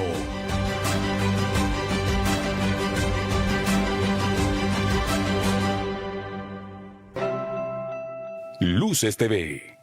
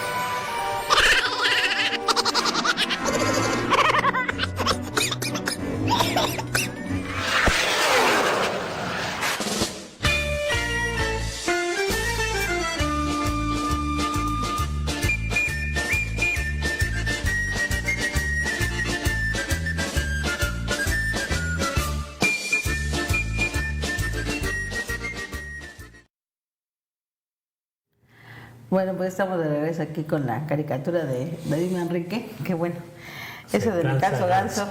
Se cansa ganso. Y bueno, lo que decíamos, ya están haciendo los trámites para vender el avión presidencial, con eso se va a financiar todo este nuevo programa migratorio para sellar la frontera sur, dice el presidente, y ya dice el Catón, y ya estamos haciendo trámites para vendérselo a Trump, ¿no? Ahora es uno de los acuerdos, yo hago esto, pero tú cómprame el avión. Pues sí, ¿quién va a solucionar todo este tema? Bueno, pues pasamos a otro tema. Déjeme decirle que tenemos aquí en el estudio nuestro invitado del día de hoy, que es el licenciado Juan José Olea Valencia. Él es el coordinador de asesores del fiscal general del estado de Quintana Roo. Para que nos platique, ayer platicábamos incluso en esta nueva imagen y construcción de lo que se está haciendo el trabajo en la Fiscalía del Estado, en eficientizar mucho más el trabajo que se lleva a cabo ahí. Y bueno, para eso hemos invitado hoy aquí precisamente al maestro Juan José Olea. Buenos días, abogado. Muchísimas gracias, muy buenos días por la invitación. No, al contrario, bienvenido. Pues platicar un poco de lo que se está haciendo, del trabajo que está haciendo de fondo en esta Fiscalía, en esta nueva imagen que el licenciado Montes de Oca ha dado desde su llegada, en estos cambios que se han hecho de fondo en esta Fiscalía. Sí, muchas gracias. Efectivamente, como atinadamente lo acabas de citar, estamos trabajando fuertemente. El día de hoy venimos a compartir una atenta invitación para los jóvenes en Quintana Roo para fortalecer una de las líneas más importantes de la Fiscalía, que es el recurso humano. Se requieren incorporar fiscales del Ministerio Público, licenciados en Derecho con título y cédula profesional que deseen servir a la ciudadanía, servir a sus familias y por supuesto encontrar un espacio de trabajo, de desarrollo de una profesión. También fortalecer en el ámbito pericial. El sistema acusatorio que se implementó en 2016 exige que haya un estándar de investigación científico.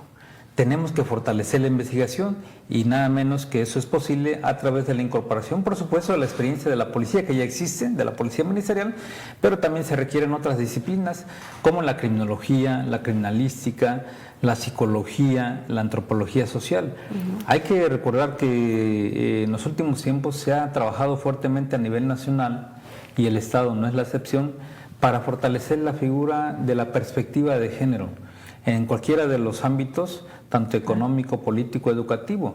Y el caso de la Fiscalía, pues en el ámbito de los antropólogos sociales se requieren para incorporarse a las unidades de análisis y de contexto que exige una investigación en casos lamentables como pueden ser los feminicidios, ¿no? Pero también para incorporarla a fin de atender la alerta feminicida que puede desafortunadamente desencadenar en hechos trágicos a través de esa capacitación que puedan ellos tener y a su vez replicar con todos los compañeros, con todas las compañeras acá en la institución. También estamos reclutando a policías ministeriales de investigación para fortalecer precisamente la investigación de campo. No hay que olvidar que el sistema acusatorio vino a darle una sacudida, ¿verdad?, a las áreas de seguridad pública y de procuración de justicia, porque ya antes recordar que se hablaba mucho de la incriminación, de que a las personas primero se les consideraba culpables y después tenían que acreditar que eran inocentes a través de un proceso penal que en muchas ocasiones teníamos que comentar la frase aquella de usted disculpe. El sistema acusatorio involucra el día de hoy investigar para detener. Es por eso que en esta época de reconstrucción y de cambio estamos concentrados en una parte hacia la convocatoria para jóvenes de Quintana Roo, egresados de las universidades del Estado, que puedan incorporarse a nuestras filas. Estamos convocando a 100 policías de investigación, 100 fiscales del Ministerio Público y 50 peritos en diversas disciplinas: médicos, psicólogos, trabajadores sociales, criminólogos, criminalistas, arquitectos, ingenieros, que deseen participar en esta convocatoria y que, por supuesto, si ellos logran un espacio, es única y exclusivamente a sus propias capacidades, a que pasaron un proceso de evaluación, un proceso de capacitación y tienen la garantía de incorporarse en pocas palabras, a la institución. No porque alguien los mandó. Absolutamente no. Y bueno, don Juan José, cuando habla del número de personas que van ustedes a reclutar, pues nos hace pensar de lo atrasado que estaba precisamente todo el sistema de la Fiscalía General en ese sentido, ¿no? Porque no es que van a entrar uno o dos, es prácticamente reconstruir todo el sistema. El fiscal general, en su informe que presentó a la Comisión de Justicia en febrero de este año, de los resultados de un trabajo, él llegó el 12 de diciembre, pero por ley tuvimos que informar todo el año. Allí advirtió él que existe un rezago en las carpetas de investigación, que están en las áreas de investigación, donde él ha señalado en ese informe y en los 100 días que tuvimos ya de gestión, que ese rezago corresponde prácticamente al 89% en las carpetas de investigación. ¿Eso cómo se traduce? En impunidad, en falta de atención a las víctimas del delito, en la reparación integral del daño, se traduce en la idea de que no estamos funcionando. Sí, en falta de justicia. Falta de justicia, el acceso a la justicia, ¿no? Pero afortunadamente eso ha cambiado. Al día de hoy eso se ha venido transformando. Son muchos ejes los que hay que venir impulsando. Entre otros, hemos advertido que también se requiere una reorganización institucional que nos permita trabajar con los recursos que tenemos, por supuesto, pero de una manera más organizada y más eficiente. Recientemente tengo entendido que vino una compañera con ustedes a hablar del tema de la justicia alternativa, porque obviamente es importante darle a conocer a la ciudadanía cómo funciona el procedimiento penal y que sepan que en aquellos delitos culposos o de querella es viable llegar a una amigable composición donde se le repare el daño a la víctima del delito y a través de un acuerdo reparatorio, pues obviamente la persona que victimizó a la víctima del delito se comprometa a no volver a delinquir. Eso ha funcionado porque de alguna forma el agente del Ministerio Público, el fiscal del Ministerio Público, se puede concentrar en aquellos delitos que laceran los derechos humanos, que impactan socialmente: secuestro, narcomenudeo, trata, homicidios. Entonces la idea del sistema de justicia penal es esa, ¿no? Que concentremos nuestras baterías de investigación en esos hechos.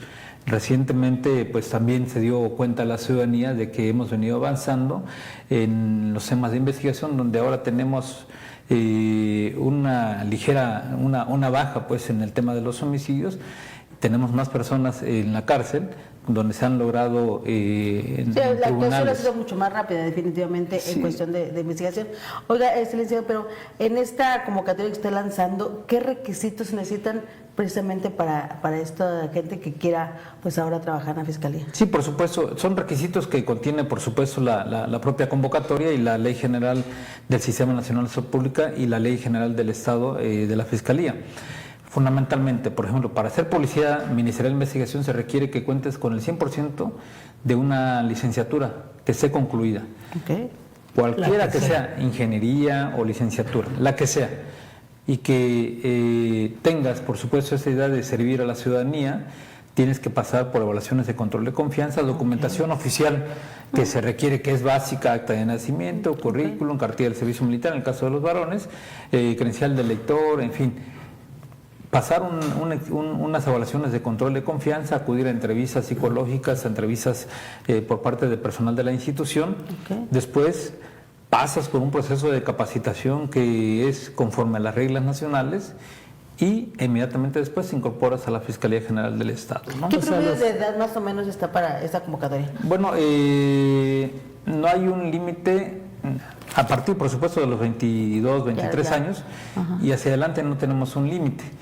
Hay gente que puede tener 30 años y puede participar, porque 40, 50. Es policía investigadora. Policía de investigación, ¿no? Ya no es una policía que tenga que necesariamente hacer... tener el físico... ¿no? Como en algún momento se ha pensado. Bueno, en fin, son varios los puestos y en todos los puestos, en las convocatorias, vienen todos los requisitos que se necesitan y se puede acceder a ellos a través de ¿qué? De una página web. La Fiscalía General del Estado tiene su página web, nos pueden googlear y ahí aparece directamente los datos de la Fiscalía. Los puestos que se están ofertando. Criminólogos, criminalistas, médicos, antropólogos, psicólogos.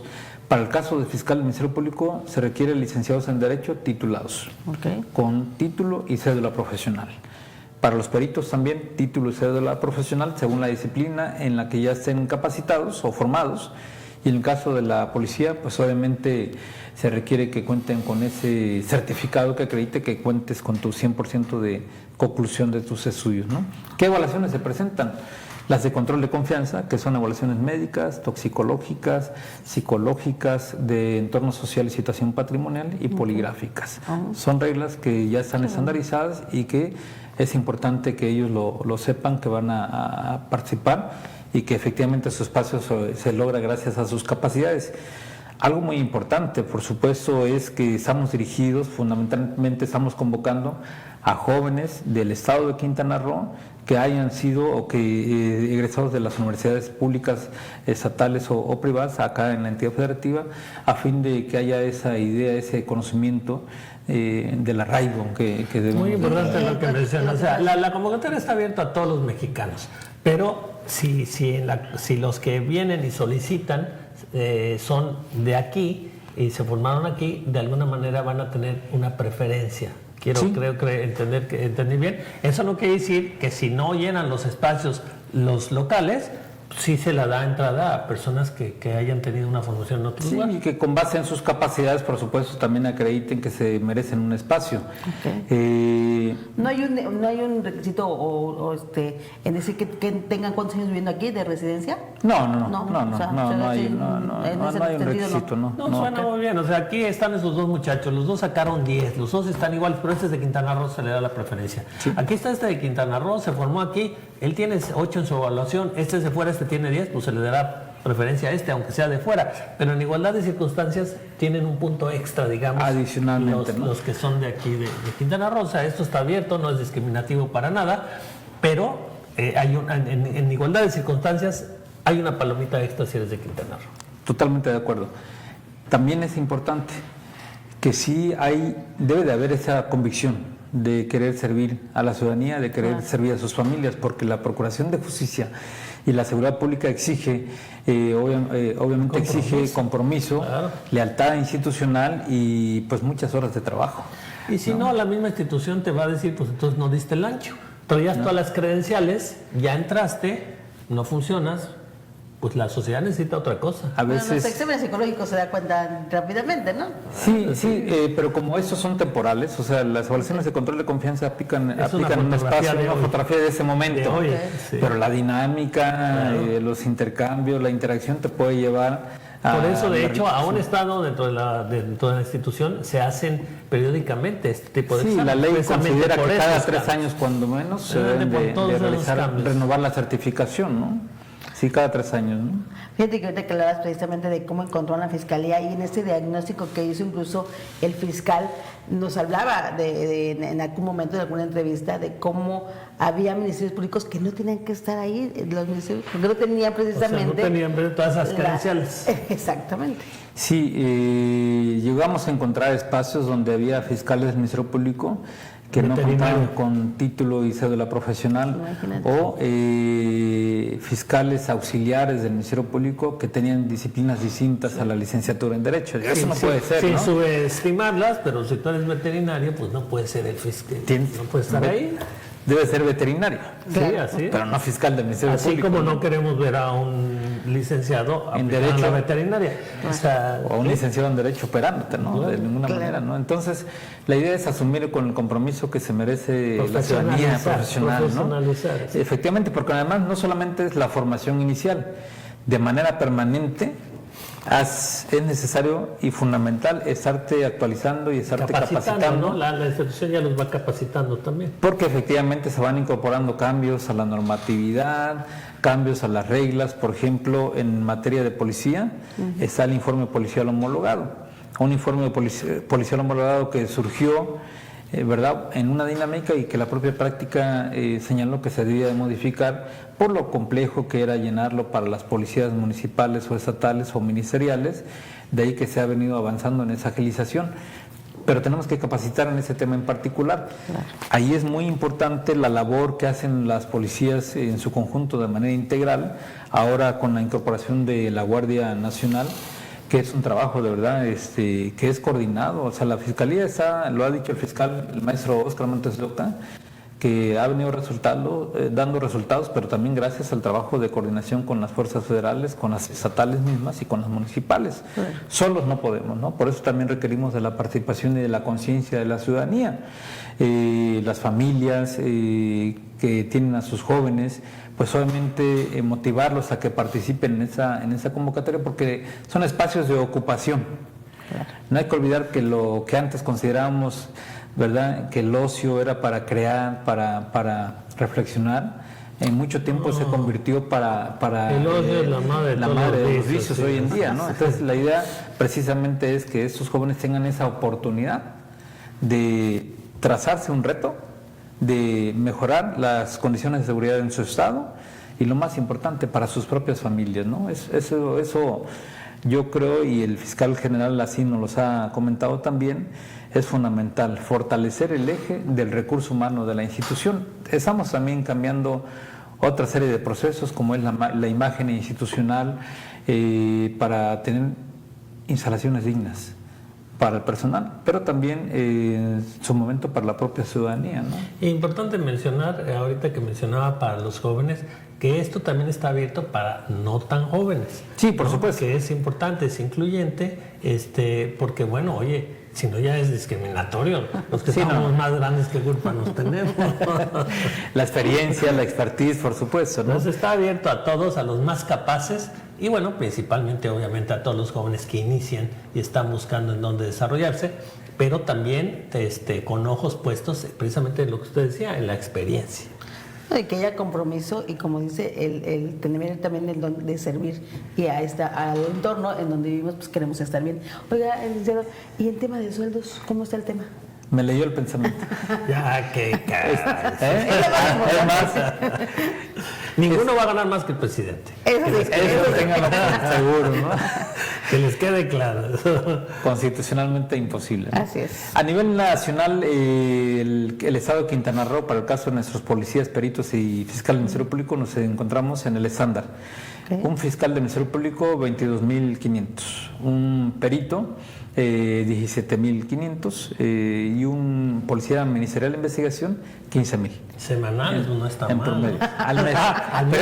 Pero eso ya son netos, ¿no? O sea, libre de... Y tienen además servicio médico y todo eso incluye. Son las prestaciones, del Estado, ¿no? Las prestaciones del Estado, ¿no? Seguro de vida, ¿no? Seguro de vida es muy importante porque, bueno, son, en el caso de los policías, son puestos con riesgo, sí, y las familias no quedan ya desprotegidas. Yo sí quiero aprovechar ese espacio que tenemos que ir cambiando esa idea que tenemos de las policías, ¿no? No hay que señalarlos como la parte negativa de las instituciones. Al contrario, yo creo que debemos de regresar a empoderar a nuestros compañeros policías, porque ellos están dispuestos a dar su vida por nosotros, son los que nos cuidan. Son los que nos cuidan. Los que nos cuidan, ¿no? Entonces, como ciudadanía, no solamente hay que observar lo malo, hay que observar lo bueno. Hay compañeros que han venido dando una serie de resultados, de verdad. Y otros que han dado la vida. Sí, lamentablemente han tenido que pasar por esa situación, tanto ellos y sus familias, ¿no? Y yo creo que por ahí, en esta parte de fortalecer los servicios de carrera, es fundamental. La vocación de servicio también. Obviamente, a quienes están en una fiscalía sabe que acá hay que entregar la vida, el día, sacrificar tiempos de la familia, en algunas ocasiones también tiempos, ¿verdad? Que se pueden dedicar a otros espacios recreativos. Pero estás aquí día con día, ¿no? Te tiene que encantar el área, lo que haces, te tiene que apasionar. Pero hay que decir, y hay que ser honestos en eso, que cómo le podía uno pedir eso precisamente a los funcionarios públicos cuando la institución era corrupta. Llegaban con ese afán y resulta que no, mira, aquí te tienes que mochar con ese, y entonces eso también mataba esa ilusión. Entonces el hecho de crear instituciones ahora ya limpias le da precisamente la oportunidad a esa ilusión que usted dice y entonces a ese compromiso. ¿Cómo se podía uno comprometer con algo que estaba mal? Sí, cuando la institución ya está bien, entonces ya hay el compromiso. Qué tristeza te da que tú estás dando lo mejor de ti y que de pronto más arriba pues no están funcionando las cosas como deberían de ser, ¿no? Eso desmotiva a cualquiera y en cualquier área, ¿eh? Y yo creo que lo importante que dice es justamente dignificar la labor del servicio, que era lo que se deterioró. Sí, efectivamente, ¿no? Dignificar la labor de los peritos, de los fiscales del Ministerio Público y de los policías de investigación. Lo que es importante, por otro lado, señalar es que en una fiscalía o en un área de seguridad pública puedes realizar 1000 acciones bien, pero con una que realices mal, se acabó. El dominó, ese efecto Se acabó. Entonces acá podemos saber la gran mayoría personas comprometidas con la institución y con la ciudadanía, pero si uno nos falla, la visión, la percepción que se genera a la ciudadanía es para todos. Pero cuando uno es el que falla, la institución lo detecta y también lo excluye. Y eso es lo importante, ¿no? Perfectos no somos. Bueno, pues ya vio usted cuando hablábamos del tiempo, el tiempo ha volado, se mete uno a este tema y es apasionante. Apasionante sobre todo aquí en Quintana Roo, que estamos con el ánimo arriba, precisamente de ver de que empezamos a tener estas instituciones de justicia que empiezan a funcionar verdaderamente, que ahora sí tenemos instituciones de justicia, pero desgraciadamente el tiempo ya se fue. Así es. Y nos tenemos que ir. Pero bueno, está lista la convocatoria, bueno, toda la gente que quiera o esté interesada, poder acudir directamente en la Fiscalía. A las instalaciones de la Fiscalía aquí en Cancún, Benito Juárez, en Chetumal, allá en Otompe Blanco, a las instalaciones de la Fiscalía, o consultar nuestra página en internet o en redes sociales. Ahí vienen los datos, los links que te pueden llevar directamente a la convocatoria para cada uno de los perfiles que acabamos de señalar. Perfecto, requisitos, horarios y demás para cualquier información. Ahí vienen establecidos números de contacto y personas responsables. Muy bien. Licenciado, pues le agradecemos que está con nosotros y bueno, a toda gente interesada, de verdad, pues hay una oportunidad de empleo. No digan que no. Acuérdense que Quintana Roo es de los primeros lugares en fomentar el empleo y bueno, pues aquí hay una prueba de esto. Muchas gracias, que tengan ustedes un excelente por día. su presencia y esperamos que no sea la última vez que lo veamos por aquí. Estoy aquí a sus órdenes, por supuesto. Muchas gracias por la atenta invitación y por el espacio. Muchas gracias a usted también por su presencia. Nos vemos el día de mañana a la misma hora. Muchas gracias. Buenos días.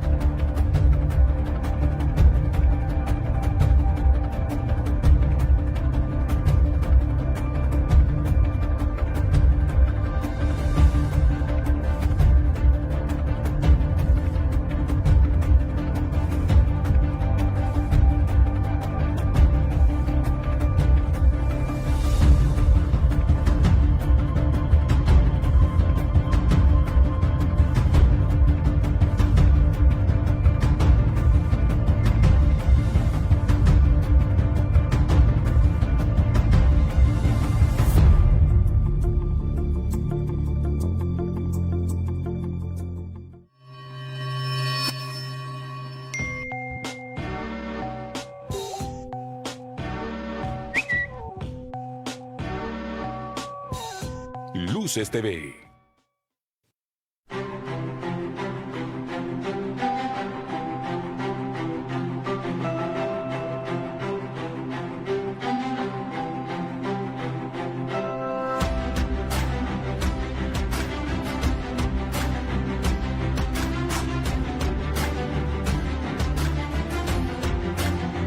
El primer canal de noticias del sureste mexicano.